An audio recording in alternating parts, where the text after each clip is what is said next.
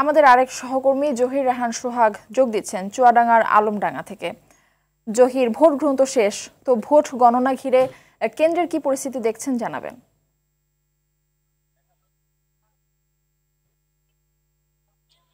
Murphy, ষষ্ঠ ধাপে যে উপজেলা নির্বাচন অনুষ্ঠিত হচ্ছে, এখানে কিন্তু চুয়াডাঙ্গায় দ্বিতীয় ধাপে যে উপজেলা নির্বাচন হচ্ছে, চুয়াডাঙ্গা সদর ও আলমডাঙ্গা উপজেলায় কিন্তু আমাদের এখানে দুটি উপজেলার নির্বাচন অনুষ্ঠিত হচ্ছে। আমরা দেখেছি যে সকাল থেকে কিন্তু উৎসাহ উদ্দীপনার মধ্য দিয়ে ভোট গ্রহণ শুরু হচ্ছে। সকালে কিন্তু ভোটার উপস্থিতি একটু কম ছিল, বেলা বাড়ার সাথে সাথে ভোটার উপস্থিতি বাড়ে। তবে যে তুলনামূলক উপস্থিতি হওয়ার কথা ছিল তা কিন্তু খুবই কম দেখা গেছে।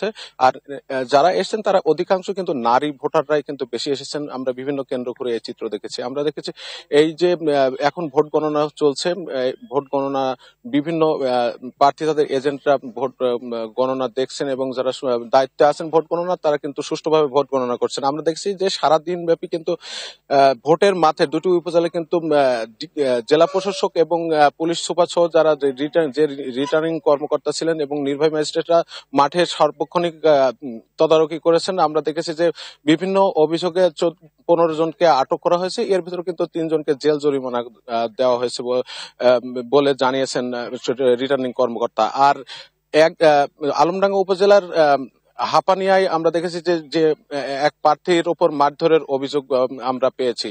তো বলা চলে কয়েকটা বিচ্ছিন্ন ঘটনা ছাড়া কিন্তু চুয়াডাঙ্গার যে দুটি উপজেলার এই নির্বাচন কিন্তু সুষ্ঠুভাবে সম্পন্ন হয়েছে।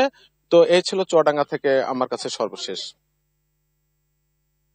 ধন্যবাদ আপনাকে।